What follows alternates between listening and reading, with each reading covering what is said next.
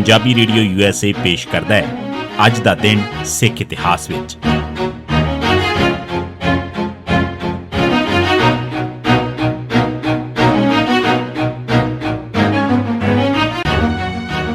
सिख इतिहास दीआं घटनावां च 28 दसंबर का दिन 1620 गुरु हरगोबिंद साहब 7 साल मगरों अमृतसर आए।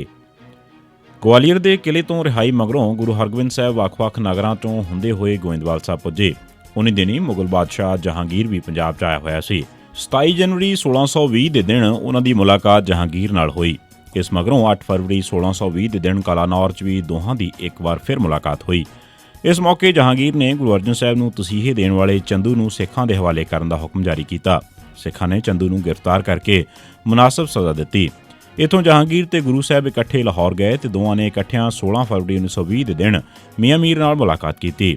1620 दीआं गर्मियां च जहांगीर ते गुरु साहब इकट्ठे कश्मीर के दौरे ते गए। इस मगरों गुरु साहब जहांगीर तो वखरे होकर कश्मीर च धर्म प्रचार के दौरे ते निकल गए। कश्मीर तो वापसी मगरों गुरु साहब 28 दसंबर 1620 के दिन गुरु का चक यानी अमृतसर आए। रिहाई मगरों गुरु साहब का अमृतसर का पहला दौरा सी। इस तो साफ पता लगता है कि गुरु साहब जिस दिन अमृतसर पुजे उस दिन दिवाली का त्यौहार नहीं सी। अमृतसर च दिवाली महंतां दे वेले मनाउणी शुरू हुई सी। 1711 बिलासपुर सिखां दीआं शहीदियां। दसंबर 1711 च सिख फौजां कहलूर रियासत च दाखिल हो चुकियां सन। इन्हां च बाबा बंदा सिंह शामिल नहीं सन। 28 दसंबर 1711 के दिन मुहम्मद अमीन खान दीआं फौजां ने बरसाणा दी नदी के कंढे ते तंबू कड्ढे होए सन। जद सिखां नूं इस दा पता लगा तां उन्हां मुगल फौजां ते हमला कर दिता। इस मौके तीरां ते बंदूकां दी भारी जंग हुई। इस जंग च तकरीबन 500 सिख शहीद होए।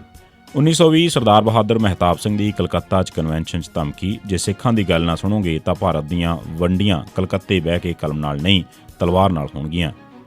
पंजाब च सेंट्रल असैंबली और पंजाब कौंसल च ਵੱਖ-ਵੱਖ धर्मां की नुमाइंदगी संबंधी नेहरू रिपोर्ट विचलियां मदां ते आखिरी विचारां करन वास्ते एक ऑल पार्टीज़ कानफ्रेंस 28 तो 30 दसंबर 1928 ਨੂੰ कलकत्ता च होई। इस च शामिल होने वास्ते भारत के ਵੱਖ-ਵੱਖ हिस्सों तो कांग्रेस डेलीगेट कलकत्ता पुजे हुए सन। इस मौके मास्टर तारा सिंह ਦੀਆਂ कोशिशों नाल 30-40 सिख आगू भी कलकत्ता पुजे हुए सन ताकि वह ਵੱਖ-ਵੱਖ कांग्रेसी आगूओं ਨੂੰ ਮਿਲ ਕੇ सिख नुकता निगाह पेश कर सकन। मास्टर तारा सिंह ने एक दर्जन के करीब सीनियर कांग्रेसी आगूओं ਨੂੰ सिखां की पोजीशन बयान की। नतीजे के तौर पर डॉक्टर अंसारी ने कबूल कर लिया कि सिखां नाल नेहरू रिपोर्ट च बेइंसाफी की गई है। उधर मोतीलाल नेहरू ने भी मान लिया कि जे सिख इस रिपोर्ट बारे हाउस च कोई तरमीम करवाउण च कामयाब हो जाण तां उसनूं कोई इतराज़ नहीं होएगा।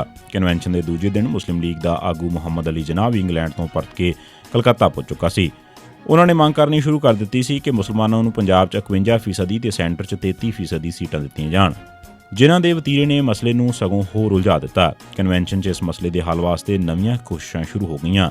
इस मकसद वास्ते एक सब कमेटी बनाई गई। 28 दसंबर 1928 की इस मीटिंग च कुछ चिर बैठे रहन मगरों जिन्हां उत्थों भी उठ के चले गए। अगले दिन यह सब कमेटी किसी सिट्टे ते ना पहुंच सकी। अखीर हरनाम सिंह एडवोकेट ने सिख डेलीगेटां वालों साझा बयान अपनियां मंगां बारे पढ़िया ते बोले सो निहाल दे जकारे मारदे होए वाकआउट कर गए। जाण तो पहलां सरदार बहादुर महताब सिंह ने गांधी ते जिन्हां नूं मुखातिब हुंदिआं कहा कि जे सिखां की गल नहीं सुणोगे तां भारत दीआं वंडियां कलकत्ते बह के कलम नाल नहीं तलवार नाल होणगीआं। 1986 ब्रह्मपुरा च पुलिस वालों सिखां ते जुल्म। 28 दसंबर 1986 के दिन अमृतसर के पिंड ब्रह्मपुरा च CRPF ने हमला करके सारे पिंड ते बहुत जुल्म किए। तकरीबन हर सिख नूं बुरी तरह कुटिया गया। औरतों की बेइज्जती की गई। 15 सिख गिरफ्तार किए गए तो गुरु ग्रंथ साहब के सरूपां नूं गोली मार के अग ला दी गई। घटना तो पहला खाड़कू अवतार सिंह ब्रह्मपुरा ने CRPF नूं स्पीकर ते चैलेंज किया सी, पर कोई भी उसके नेड़े ना आया। जदों वो पिंड चों चला गया तो CRPF ने आम लोगों ते बेतहाशा जुल्म किया। ਇਹ ਸੀ ਸਿੱਖ ਇਤਿਹਾਸ ਦੀਆਂ ਘਟਨਾਵਾਂ 'ਚ 28 ਦਸੰਬਰ ਦਾ ਦਿਨ।